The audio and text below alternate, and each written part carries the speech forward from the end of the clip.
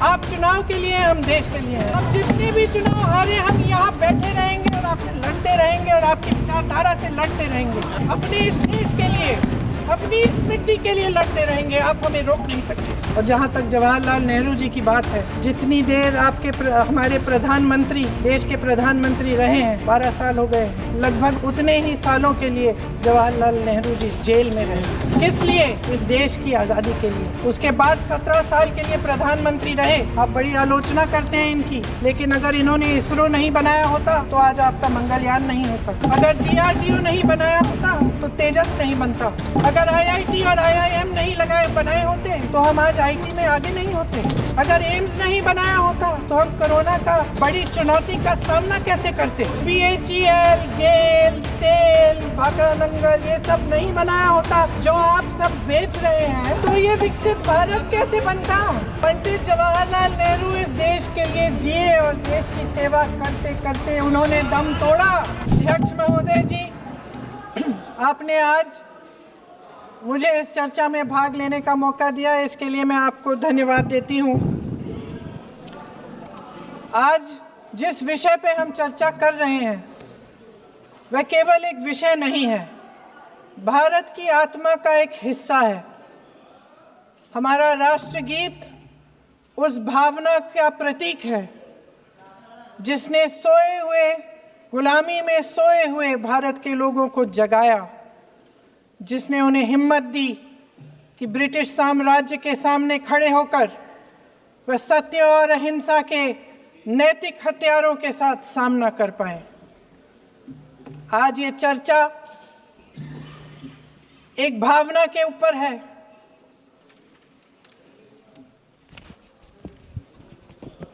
और जब हम वंदे मातरम का नाम लेते हैं तो वही भावना हमारे दिल में उजागर होती है।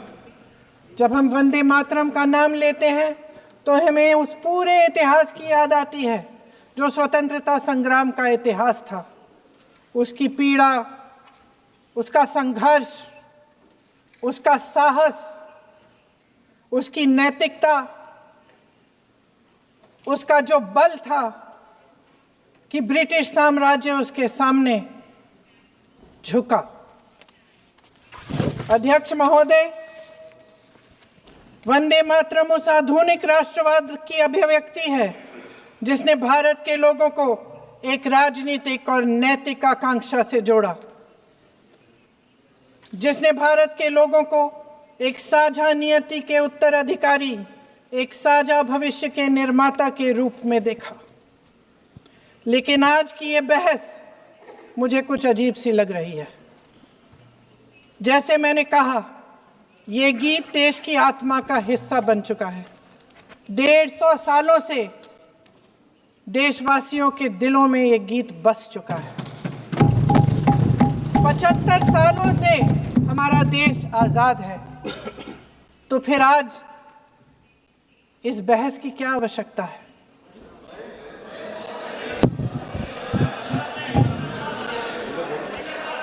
हमारा यहाँ मकसद क्या है? जनता से हमें दिया गया दायित्व, जनता का विश्वास, उनके प्रति हमारी जिम्मेदारी, हम किस तरह से इसका इस्तेमाल कर रहे हैं, हमें ये सोचना चाहिए। क्योंकि अब इस मोड़ पर हम इस सदन में अपने राष्ट्रगीत पर भी बहस करेंगे। आपने बहस मांगी है, आपने बहस मांगी है। आप तो इलेक्टोरल रिफॉर्म्स की बहस नहीं मांग रहे थे कि जब तक हम इस पर बहस नहीं करेंगे तब तक उस पर बहस नहीं होगी। इसकी वजह क्या है? इसकी वजह क्या है? हम आज यहाँ ये बहस क्यों कर रहे हैं? हमारा राष्ट्रगीत है, इस पर क्या बहस हो सकती है? हम ये बहस यहाँ आज 2 वजहों से कर रहे हैं। पहला कि बंगाल का चुनाव आ रहा है, हमारे प्रधानमंत्री अपनी भूमिका निभाना चाहते हैं उसमें। और दूसरी वजह ये है, ये मकसद है, पुरानी मकसद इनकी, अध्यक्ष महोदय, कि जिन्होंने स्वतंत्रता की लड़ाई लड़ी, जिन्होंने देश के लिए बड़ी बड़ी कुर्बानियां दी, उन पर सरकार नए आरोप लादने का मौका चाहती है। देश का ध्यान फिर से जनता के ज्वलंत मुद्दों से भटकाना चाहती है। यही एक मकसद है आपका। आपका मकसद है कि हम फिर से उसी अतीत में मंडराते रहें, उसी की तरफ हम देखते रहें जो हो चुका है, जो बीत चुका है, क्योंकि ये सरकार वर्तमान और भविष्य की ओर देखना ही नहीं चाहती। वे इस काबिल ही नहीं रही। सच्चाई ये है अध्यक्ष महोदय कि आज मोदी जी वह प्रधानमंत्री नहीं रहे जो एक समय में थे। सच ये है कि ये दिखने लगा है, उनका आत्मविश्वास घटने लगा है, उनकी नीतियां देश को कमजोर कर रही हैं और मेरे सत्ता पक्ष के साथी चुप इसलिए हैं क्योंकि अंदर अंदर से वे भी इस बात से सहमत हैं। आज देश के लोग खुश नहीं हैं अध्यक्ष महोदय, परेशान हैं, तमाम समस्याओं से घिरे हुए हैं, तमाम समस्याओं से घिरे हुए हैं और उन समस्याओं का हल आप निकाल नहीं रहे हैं। हाँ ठीक है, उसका भी बोल लेंगे, समय आएगा तो उसका भी बोल लेंगे, बल्कि कल समय आ रहा है, चुनाव पे चर्चा होगी, उस पे भी बोलेंगे। अध्यक्ष महोदय, इनके भी अपने लोग दबी जबान में कहने लगे हैं कि सारी सत्ता को केंद्रित करने से देश का नुकसान हो रहा है। इस बीच अगर हम अतीत की बातें नहीं करेंगे तो कौन सी बातें करेंगे? ये किसी और बात के काबिल ही नहीं है, सिर्फ ध्यान भटकाना है जनता का। इसलिए आज हम वंदे मातरम पर चर्चा कर रहे हैं। वंदे मातरम देश के कण कण में जीवित है, इस पर बहस नहीं हो सकती। लेकिन चलिए, आपने बहस मांगी, आप बहस करना चाहते हैं, बहस करते हैं। आज इस चर्चा को प्रधानमंत्री जी ने शुरू किया, उन्होंने भाषण दिया और इसको कहने में कोई झिझक नहीं है कि भाषण अच्छा देते हैं, थोड़ा सा लंबा, लेकिन भाषण अच्छा देते हैं। सिर्फ एक कमजोरी है, अगर आप इजाजत दें तो मैं बोलूं, एक कमजोरी है। हाँ, उसी पे बोल रहे हैं, वंदे मातरम पे बोलो आप। अब सर मैंने तारीफ कर ली, आज, तो थोड़ा आज विषय वंदे मातरम का है तो हम वंदे मातरम पर ही रखें, ठीक रहेगा सर। ये वंदे मातरम पे ही है सर। आपने प्रधानमंत्री जी को सुना था, अब तो शुरू नहीं हुए। सर भाषण बहुत अच्छा देते हैं, लेकिन तथ्यों के मामले में कमजोर पड़ जाते हैं, बहुत कमजोर। इसमें भी एक कला होती है कि तथ्यों को किस तरह से जनता के सामने रखा जाए। मैं तो नहीं हूं, जनता की प्रतिनिधि हूं, कलाकार तो नहीं हूं। इसीलिए मैं भी सदन के सामने कुछ तथ्य रखना चाहती हूं, लेकिन सिर्फ तथ्य के रूप में रखना चाहती हूं।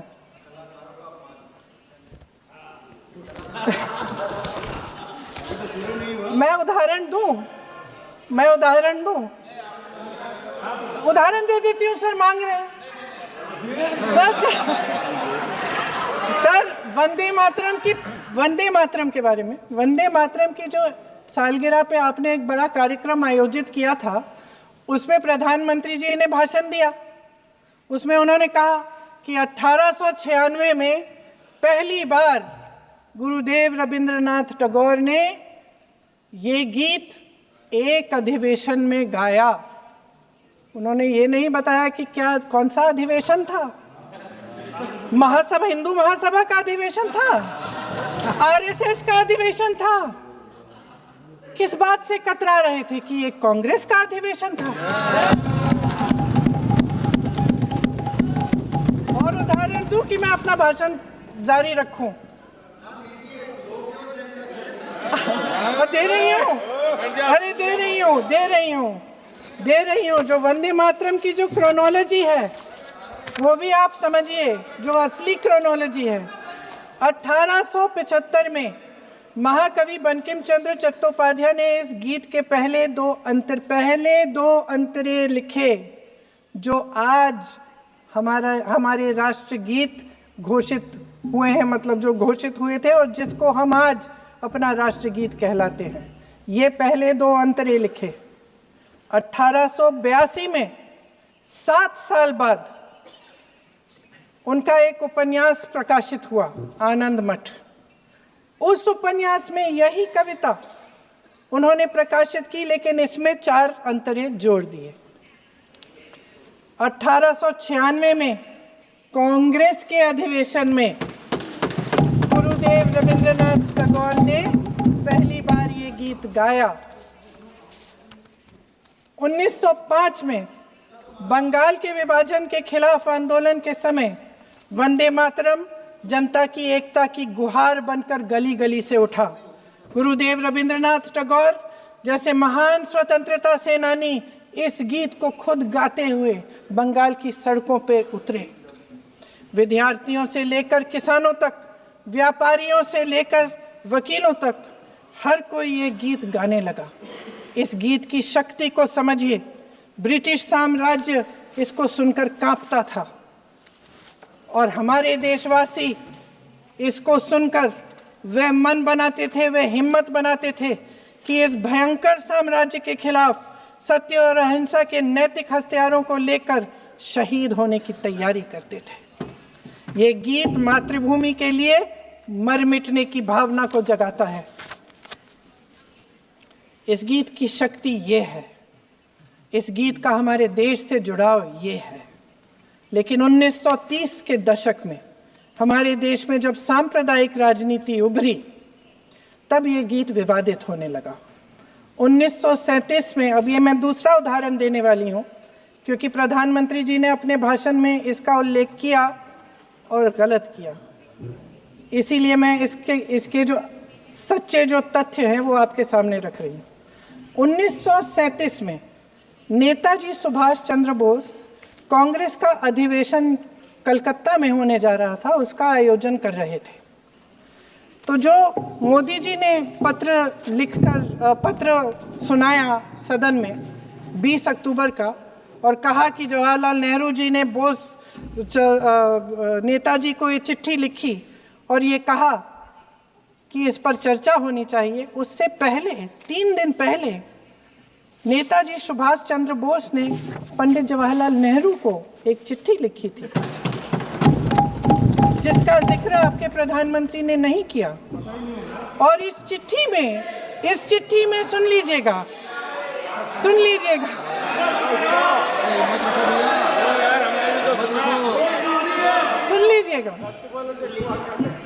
आप नेताजी के लफ्ज नहीं सुनना चाहते?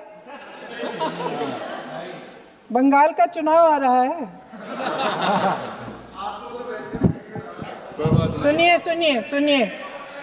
सुनिए। हाँ, कोई बात नहीं, हम तो देश के लिए हैं, हम देश के लिए हैं। आप चुनाव के लिए, हम देश के लिए हैं। हम जितने भी चुनाव हारे, हम यहाँ बैठे रहेंगे और आपसे लड़ते रहेंगे और आपकी विचारधारा से लड़ते रहेंगे। अपने इस देश के लिए, अपनी इस मिट्टी के लिए लड़ते रहेंगे। आप हमें रोक नहीं सकते।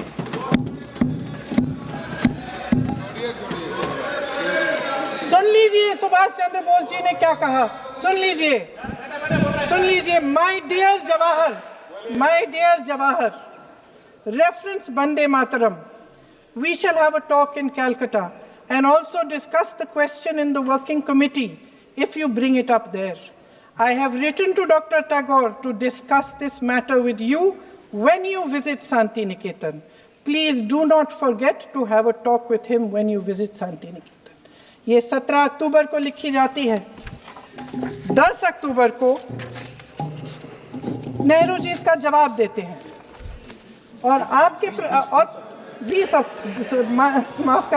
अक्टूबर को, हाँ ठीक है, 20 अक्टूबर को नेहरू जी इसका जवाब देते हैं। इस जवाब की एक पंक्ति प्रधानमंत्री जी ने सुनाई, बाकी पंक्तियां क्यों नहीं सुनाई? क्योंकि उनमें नेहरू जी क्या कह रहे हैं? There is no doubt that the present outcry against Vande Mataram is to a large extent a manufactured one by the communalists. Whatever we can do, whatever we do, we cannot pander to communalist feelings, but to meet real grievances where they exist. I have decided now to reach Calcutta on the 25th morning. This will give me time to see Dr. Tagore as well as other friends. समझ रहे हैं आप? प्रधान चुप है तो समझ ही गए होंगे। फिर क्या होता है?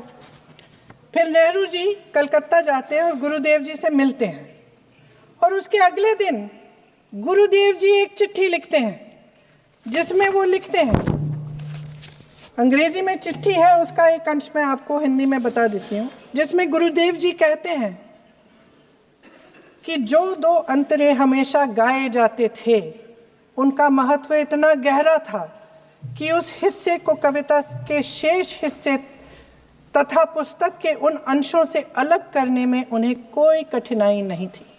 उन्होंने ये कहा कि स्वतंत्रता संग्राम में हमेशा से वही दो अंतरे ही गाए जाते थे और उनको गाते हुए कुर्बानी देने वाले सैकड़ों शहीदों के सम्मान के लिए उन्हें ऐसे ही गाना उचित रहेगा। उन्होंने यह भी कहा कि बाद में जोड़े गए अंतरों का सांप्रदायिक मायना निकाला जा सकता है और उस समय के माहौल में उनका इस्तेमाल अनुचित होगा। इसके बाद 28 अक्टूबर 1937 में कांग्रेस की कार्य समिति ने अपने प्रस्ताव में वंदे मातरम को राष्ट्रगीत घोषित किया। उन्हीं दो अंतरों को कार्य समिति की बैठक में महात्मा गांधी जी, नेताजी सुभाष चंद्र बोस, पंडित नेहरू, आचार्य नरेंद्र देव जी, सरदार पटेल जी, गुरुदेव रविंद्रनाथ टैगोर जी सब मौजूद थे। इस प्रस्ताव के ये सभी महापुरुष इस प्रस्ताव से सहमत थे। आगे क्या होता है ये भी सुना लूं। भारत की आजादी के बाद जब इसी गीत के इन्हीं दो अंतरों को 1950 में डॉक्टर राजेंद्र प्रसाद जी ने संविधान समिति में भारत का राष्ट्रगीत घोषित किया, तब लगभग यही महापुरुष मौजूद थे। इनके साथ साथ B.R. अम्बेडकर जी भी सभा में थे और इनके साथ साथ मेरे सत्ता पक्ष के साथियों के नेता श्री श्यामा प्रसाद मुखर्जी भी मौजूद थे। वही दो अंतरे राष्ट्रगीत घोषित किए, किसी ने कोई आपत्ति जारी नहीं की, कोई आपत्ति नहीं जताई। वैसे इन तथ्यों के साथ जुड़ा एक और तथ्य भी है जो मैं यहाँ पे आपके सामने रखना चाहती हूँ। आज हम अपने राष्ट्रगीत पर बहस कर रहे हैं, लेकिन हमारा राष्ट्रगान भी एक कविता का एक अंश ही है, एक लंबी कविता का एक अंश है। और इन दोनों राष्ट्रगीत और राष्ट्रगान के अंश को चुनने में सबसे बड़ी भूमिका गुरुदेव रविंद्रनाथ टैगोर की थी।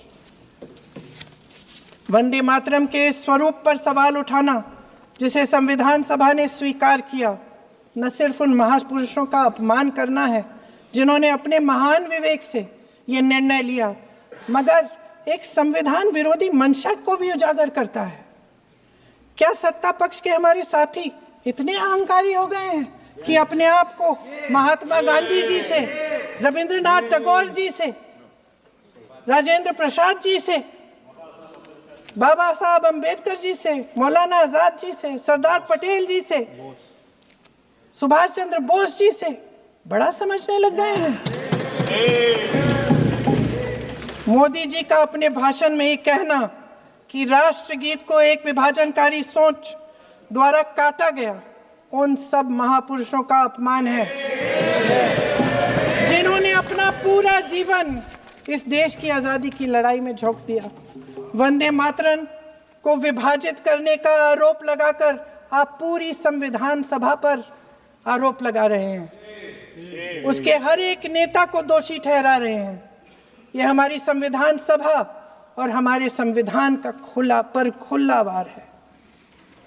और जहां तक जवाहरलाल नेहरू जी की बात है, जितनी देर हमारे प्रधानमंत्री देश के प्रधानमंत्री रहे हैं, 12 साल हो गए हैं। लगभग उतने ही सालों के लिए जवाहरलाल नेहरू जी जेल में रहे। किस लिए? इस देश की आज़ादी के लिए। उसके बाद 17 साल के लिए प्रधानमंत्री रहे। आप बड़ी आलोचना करते हैं इनकी, लेकिन अगर इन्होंने इसरो नहीं बनाया होता तो आज आपका मंगलयान नहीं होता। अगर DRDO नहीं बनाया होता तो तेजस नहीं बनता। अगर IIT और IIM नहीं बनाए होते तो हम आज IT में आगे नहीं होते। अगर एम्स नहीं बनाया होता तो हम कोरोना की जब बड़ी चुनौती का सामना कैसे करते? हाँ,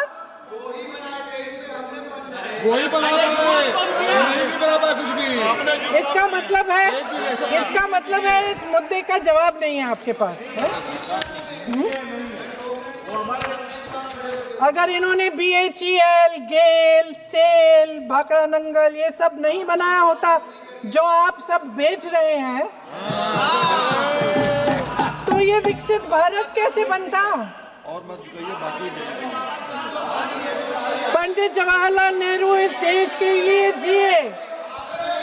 सुन लीजिए, बेच लो यार, और बाकी भी बेच देंगे। पंडित जवाहरलाल नेहरू इस देश के लिए जिए और देश की सेवा करते करते उन्होंने दम तोड़ा।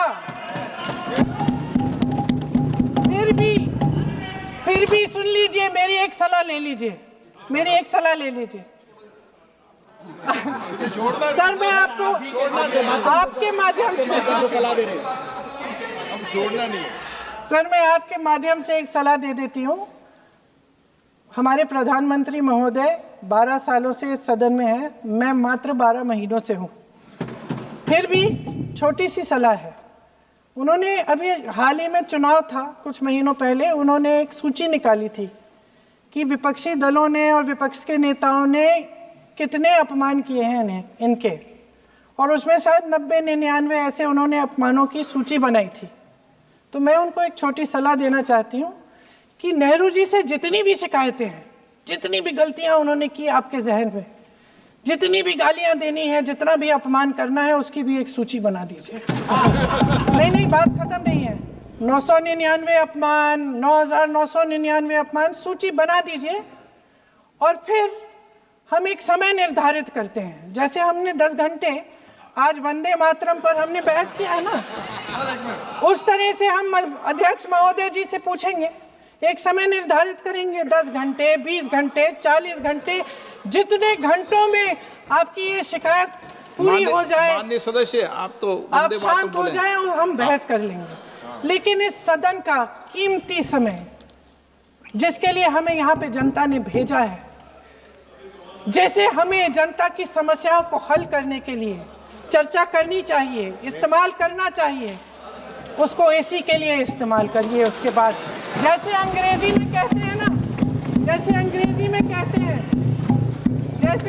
में कहते हैं कि once and for all let's close the chapter, close कर लीजिए। देश सुन लेगा क्या क्या शिकायतें हैं, किसने क्या किया, इंदिरा जी ने क्या किया, राजीव जी ने क्या किया, परिवारवाद क्या होता है, नेहरू जी ने कौन सी गलतियां की, सुना लीजिए, फिर खत्म। उसके बाद बेरोजगारी, महंगाई,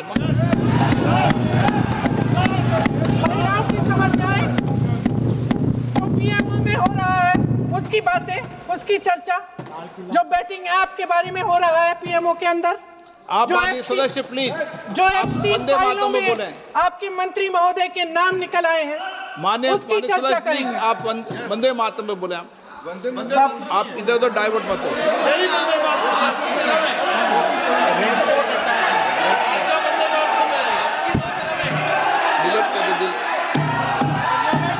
क्या हो गया? आप 1 मिनट, हाँ कर दो। क्या हो गया? अंत में चिड़ी गए।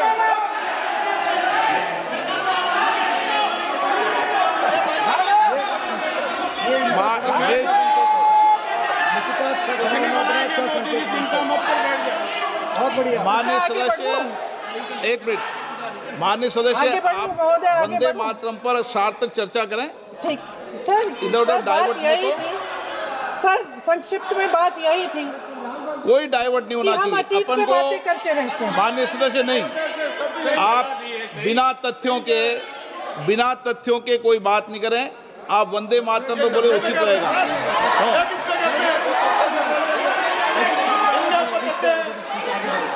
मैंने प्लीज। अध्यक्ष महोदय, मैं आपकी बात मानती हूं, लेकिन बिना तथ्य के बहुत सालों के लिए ये हम पर आरोप डाल रहे हैं। हम चुपचाप सुनते हैं, इनको भी थोड़ी सी संतुलन होनी चाहिए। सुनने की थोड़ी सी हिम्मत होनी चाहिए। ये राजनीति है, हम बोलेंगे, आप वंदे मातरम बोलें। वंदे मातरम सर। महोदय, आज की ये बहस सिर्फ ध्यान भटकाने के लिए की जा रही है, क्योंकि ये सरकार इस देश के वर्तमान की असलियत छिपाना चाहती है। आज देश का युवा कितना परेशान है, कितनी मुश्किल में है। पेपर लीक होते रहते हैं, बेरोजगारी है, महंगाई इतनी बढ़ चुकी है। इसकी चर्चा हम सदन में क्यों नहीं कर रहे हैं? आरक्षण के साथ जो हो रहा खिलवाड़ है, उसकी चर्चा हम यहाँ क्यों नहीं कर रहे हैं? महिलाओं की बात होगी, बड़े बड़े ऐलान होंगे, मगर उनकी परिस्थितियों को सुधारने के लिए कोई ठोस कदम यहाँ क्यों नहीं उठाया जा रहा है? इन्हीं दरवाजों के बाहर खड़े होकर पत्रकार तरह तरह, आपने कहा कि आरोप मत लगाइए बगैर तथ्य के, तो मैं बोलूं कि नहीं बोलूं? नहीं, बिल्कुल नहीं। नो, आप उधर की बात मत बोलो। आप जल्दी से बोल लेते हो, सदन में जो कुछ भी बोले वो तथ्यों से बोले। आपको हर चीज ऑथेंटिक करनी पड़ेगी, इसलिए आप तथ्यों से बोले। अच्छा सर, बड़े बड़े शहरों में प्रदूषण है, लेकिन हम इस सदन में बैठकर सिर्फ छोटी छोटी बातें करेंगे। जी, जो अतीत की बातें हैं ना, जो बार बार आप चाहते हैं कि हम पीछे देखें, लेकिन हम आगे भविष्य की बात, वर्तमान की बात, जो असली समस्याएं हैं उनकी बात न करें, ये छोटी बात होती है। आप में हिम्मत है तो भविष्य की बात करिए, हिम्मत है तो बात करिए कि बेरोजगारी क्यों है, कि पेपर लीक क्यों होते हैं।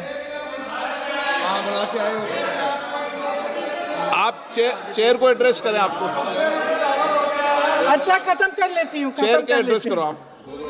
अध्यक्ष महोदय जी, सच्चाई ये है कि इनका शासन दमन का शासन है। इनकी राजनीति दिखावे की राजनीति है, इवेंट मैनेजमेंट की राजनीति है, चुनाव से चुनाव तक राजनीति है, तरह तरह के ध्यान भटकाने वाले मुद्दों की राजनीति है। वंदे मातरम इस देश की उन्हीं उम्मीदों की गुहार है जिन्हें आपका शासन हर रोज ठुकरा रहा है। आज भी सरहद